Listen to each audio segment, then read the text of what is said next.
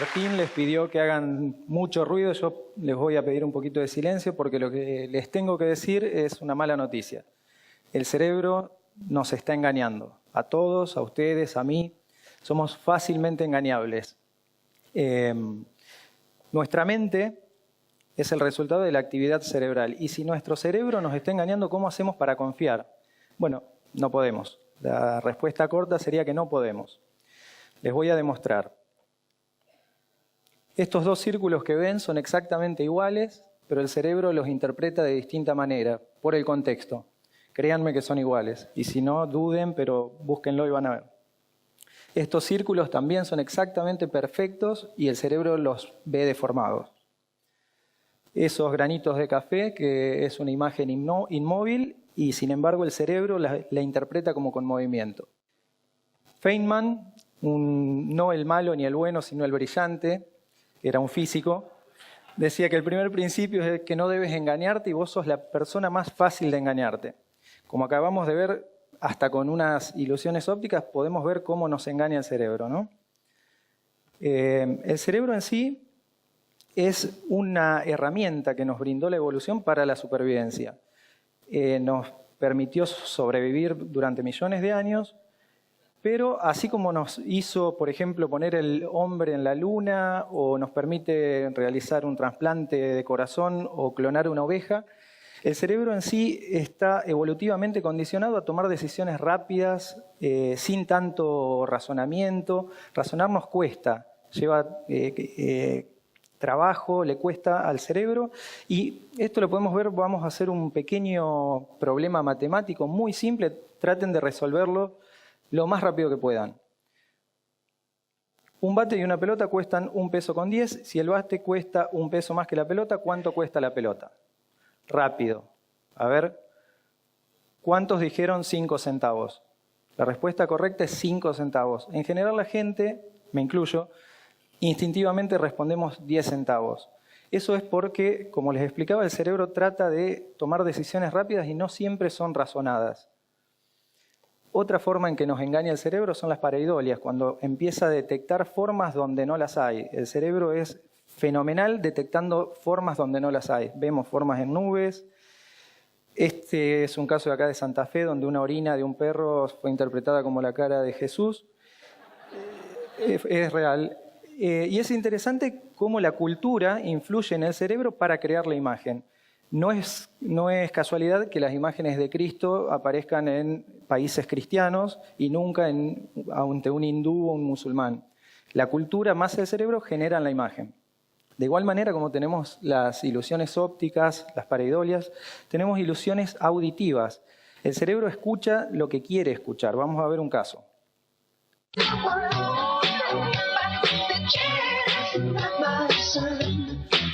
¿Escucharon algo ahí? Pepito quieres una manzana, yo escuché. A ver.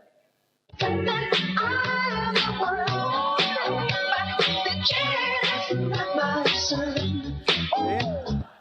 O sea, cuando ustedes saben qué tienen que escuchar, lo escuchan. ¿Sí? Bien. Otra forma de demostrarles que somos fácilmente engañables. También tenemos las ilusiones cognitivas. Ahí ya son fallos en cuanto al razonamiento. El cerebro no maneja bien los datos. Confundimos correlación con causalidad. O sea, si un evento se da después del otro, pensamos que el segundo fue a causa del primero. Y no siempre es así. Atribuimos causas donde no las hay. Por ejemplo, las famosas cábalas. Mostaza Merlo hace los cuernitos para que el equipo rival no meta el gol y él está convencido que son los cuernitos los que los hacen errar. Generalmente son los rivales malos, pero bueno. Sesgo hacia la evidencia positiva. Tendemos a recordar aquello positivo, los aciertos, y olvidamos los fallos. Cuando leen un horóscopo o el típico caso que dicen, yo hoy soñé con un amigo que hacía 8 años que no lo veía y hoy lo vi. Sí, a lo mejor soñaste 20 veces, pero como no lo veías, ese sueño se olvidó. Y el día que vos soñaste y lo encontraste, te acordás. Eso es la evidencia positiva, el sesgo hacia la evidencia positiva. Sesgo de confirmación. Tendemos a darle mucho más sentido a todo aquello que apoya nuestras ideas preconcebidas. Si es algo que se opone a las ideas nuestras, tratamos de obviarlo. Y somos propensos a creer anécdotas. somos animales sentimentales y todo aquello que juegue con nuestros sentimientos va a llegar mucho más profundo que si yo les muestro una gráfica, si yo les digo, no sabés, tengo un vecino que se curó de cáncer porque hizo tal y tal cosa, es mucho más significativo para nosotros que si alguien me muestra un gráfico lleno de datos. Vamos a ver un caso del resfrío común donde se ejemplifica un poco esto. El resfrío común es una enfermedad que dura 7 días sin tratamiento. Y si la tratamos, 1 semana. Lo mismo. Esa es la historia natural que tiene la enfermedad. Empieza, nos sentimos congestionados, secreción nasal, va aumentando al 2º o 3er día, donde estamos en el pico de la enfermedad, consultamos a un médico, un curandero, un homeópata o el que sea. Haga lo que haga, nosotros mejoramos. Y le atribuimos a eso que hicieron como la causa de nuestra mejoría. En realidad mejoraba porque es la historia de la enfermedad, no por la causa esa que nos hayan dado, sea el remedio que sea. Y el sesgo de confirmación lo vemos porque la próxima vez que estemos resfriados vamos a hacer lo mismo y también vamos a mejorar. Y vamos a decir, viste, funciona. Así nos metemos un poco en el tema de las medicinas alternativas y cómo se aprovechan de estas ilusiones cognitivas que nombré. By definition, I begin, alternative medicine, I continue, has either not been proved to work or been proved not to work. Do you know what they call alternative medicine that's been proved to work? Medicine. Este es un poema muy lindo, se llama Storm, de Tim Minchin, es un extracto, dura 10 minutos, se los recomiendo. A mí me gusta llamarlas, en vez de medicinas alternativas, pseudomedicinas. ¿Por qué? Porque para hacer medicina tiene que curar, diagnosticar o prevenir alguna enfermedad. Ninguna de estas lo logra. Y se llaman alternativas y dan la idea de ser una opción. Cuando tenemos una alternativa, tenemos una opción. Y no siempre es así. Por ejemplo, si yo quiero viajar a Europa, voy a usar un avión o un barco. Pero si alguien me dice, podés usar alfombra mágica, no es una opción, no es una alternativa. ¿Sí? Las medicinas alternativas se basan en todas esas falacias que ya las ilusiones cognitivas que hablé y algunas más. La falacia naturalista, súper conocida, si es natural es bueno, el veneno de cobra es natural, el cianuro es natural. Apelar a la tradición, dicen, es milenaria, hace miles de años que se usa, debe ser buenísima. Bueno, en China, hasta el año 1900, la expectativa de vida era de 32 años y ya venían usando la medicina tradicional china hace mucho. China actualmente tiene 75 años, casi como el resto del mundo, gracias a la educación, a la alimentación y a que incorporó la medicina científica, la medicina occidental, no la tradicional. A mí me funciona, lo que les comentaba, apelan a sentimientos. ¿Cómo sabemos si cuando alguien dice, no, pero yo hice esto y me funcionó? ¿Y cómo sabemos si no era la historia natural de la enfermedad que iba a mejorar igual si no lo hubiese hecho? ¿Cómo sabemos si fue eso y no fue otro medicamento que tomó antes? Bueno, para diferenciar esto y separar el a mí me funciona de los datos objetivos, se hacen estudios. A mí me funciona es un dato anecdótico, ¿sí? El placebo... Ya me voy a meter un poco más en eso, ya lo vamos a ver más adelante.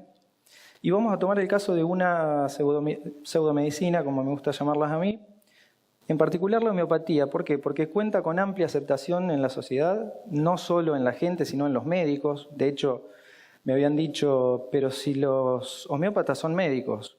Sí, le digo, yo también soy médico, pero si me pongo a hacer una torta, estoy haciendo pastelería, no estoy haciendo medicina. El médico homeópata está haciendo homeopatía, no medicina. Ese hombre que veían antes, Samuel Hahnemann, el inventor de la homeopatía, dijo que el primer principio era que lo afín cura lo afín. O sea, por ejemplo, tenemos una rinitis alérgica donde nos lloran los ojos, tenemos secreción nasal, ¿con qué lo curamos? Con cebolla. La cebolla nos hace llorar. Ese es el primer principio. Si tenemos insomnio, algo que nos quite el sueño, o sea, todo lo contrario. Con cafeína lo curan. Y a ver, piensen un poquito, ¿con qué curarían la opresión y la angustia, según la homeopatía, ¿no? Algo que nos dé opresión y angustia. Algo que nos dé opresión y angustia. Este es el remedio homeopático. Muro de Berlín. Opresión y angustia, remedio homeopático, no es broma esto. Lo pueden comprar por internet, pagándolo con Visa, 4,5 libras y tienen su remedio homeopático contra la angustia, Muro de Berlín, en pastillas. Creo que hacen delivery. El segundo principio, dilución infinitesimal. Decía Hahnemann que cuanto más diluido estaba ese principio, por ejemplo el muro, más efecto iba a tener. Entonces llegan a diluciones tan extremas que en el preparado homeopático no termina habiendo nada más que agua. Las pildoritas son de azúcar y los preparados líquidos tienen agua. Ninguna máquina puede detectar la diferencia entre un preparado homeopático y agua pura. Para que se den una idea, la dilución 30C, que es una estándar que usan ellos, es una parte de muro, por ejemplo, en un 1 y 60 ceros de partes de agua, lo que equivaldría a una molécula de muro metida en una burbuja de agua del tamaño de la órbita de la Tierra alrededor del Sol. Es agua pura. El tercer principio, él decía que en cada dilución había que hacer una potenciación para aumentar el efecto, o sucusión. A mí me gusta llamarlo pases mágicos. O sea, se agarra el frasquito de vidrio, se lo sacude 10 veces, ni 9, ni 11, 10, y se golpea contra una superficie sólida pero flexible. Esas son las instrucciones específicas para fabricarlos. Bueno, supongamos que todo lo que conocemos de física, química, biología y medicina está mal, porque para que pudiera funcionar tiene que estar todo mal. No sabemos nada de nada. Le damos el beneficio de la duda y vemos, funciona porque la gente dice, a mí me funciona. Si vamos a ver estudios donde se comprueba si funciona o no, esta es una publicación donde se estudió un montón de estudios sobre homeopatía y el resultado es, no se encuentra que los remedios homeopáticos tengan un efecto más allá del placebo. O sea, es placebo. La gente cree que le va a hacer bien y por eso hace bien, no cura. Ahí nos metemos en explicar un poquito el placebo. Es una sustancia que no tiene efectos reales en el cuerpo, pero que la persona confía en que le va a provocar algo. Entonces, esa confianza que tiene en ese producto que no hace nada, produce un efecto real. El efecto es real, de mejoría, nos sentimos mejor. Pero sentirse mejor no es mejorar. Hay un estudio muy interesante en el que se tomó a un grupo de asmáticos. Los asmáticos les falta el aire, se les cierra los bronquios y les falta el aire. A un grupo se le dio albuterol, que es una droga real que se usa para abrir los bronquios. A otro grupo se les dio el mismo inhalador, pero sin la droga, pero ellos pensaban que tenía la droga. A otro se hizo acupuntura y a otro sin intervención. Esto es interesante porque mejoraron tanto el que tenía la droga real como el que no tenía, como el de la acupuntura. Los tres grupos dijeron sentirse mejor. Realmente se sentían mejor, pero cuando miramos objetivamente los datos en cuanto al flujo de aire que salía de los pulmones, solo mejoró el que tenía la droga real. Entonces esto es muy peligroso porque el efecto placebo no es terapéutico, ¿sí? Entonces nos sentimos mejor y en el caso, por ejemplo, de el asma, puede ser mortal si no se acude a una guardia médica, por ejemplo. Yo me siento mejor, no acudo y estoy en riesgo, ¿sí? Hay que tener la mente abierta, pero no tanto como para que se caiga el cerebro. También el brillante Feynman. La medicina está abierta a incorporar conocimientos de otros lugares, de otras ramas, de otros saberes. Lo único que pide es que se demuestre que funcionan. Ni siquiera hay que conocer el mecanismo. Se usó durante años la anestesia general sin saber cómo funcionaba, pero funcionaba. Lo único que pide para incorporar algo es demostrar que funcionen y ninguna de estas pseudomedicinas demostró nunca ser mejor que el placebo, o sea, que nada. ¿Cuál es el daño de este tipo de pseudociencias? Quitan la confianza en tratamientos convencionales, o sea, la persona empieza a dudar de la medicina probada y empieza a probar alternativas, ¿sí? Demorando muchas veces tratamientos, rechazando tratamientos, y eso realmente es peligroso. Hay un daño económico, mucha gente invierte dinero comprando placebos. La homeopatía es el agua más cara que pueden conseguir del mundo, más que la coca. Hay un daño directo a la salud, en esa página pueden ver, están caso por caso estas pseudociencias y el daño real que pueden ocasionar en el cuerpo. Un daño social, por ejemplo, había salido un movimiento que está prendiendo en Argentina, lamentablemente, que es el de los antivacunas. En en Estados Unidos y en Europa aprendió muchísimo y ahora se están viendo brotes de sarampión con casos mortales en niños, cosa que estaba totalmente desterrada gracias a las vacunas. Hay un costo de oportunidad y esto es fundamental. Recién lo nombré de pasada. Por probar una medicina alternativa muchas veces demoramos un tratamiento probado. Y en medicina el tiempo es salud, ¿sí? No es lo mismo operar, por ejemplo, un tumor, apenas lo diagnostican agarrado a tiempo que después que hizo metástasis. Hay un caso conocido por muchísimos, el de Steve Jobs. A él le detectaron un cáncer de páncreas en octubre del 2003 y era, por suerte, dentro de la desgracia, era un cáncer operable. No era el de páncreas común, que es sumamente agresivo, sino que era una variante bastante benigna.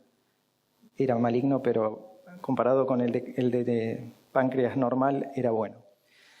Los médicos le recomendaron operarse porque en ese estadio donde se encontraba, que era muy reciente, la cirugía generalmente es curativa.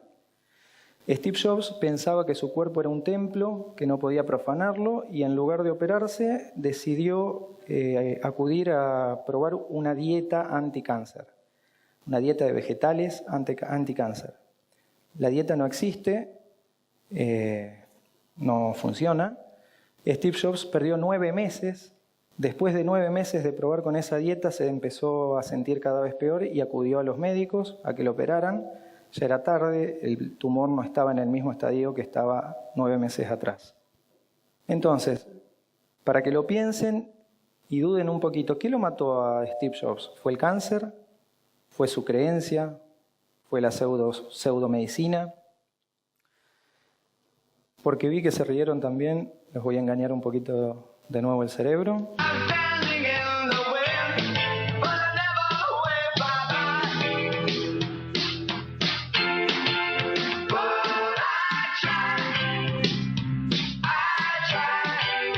¿Escucharon? Felicítenlo a Barrio Nuevo, que fue papá, de una manera un tanto extraña, ¿verdad?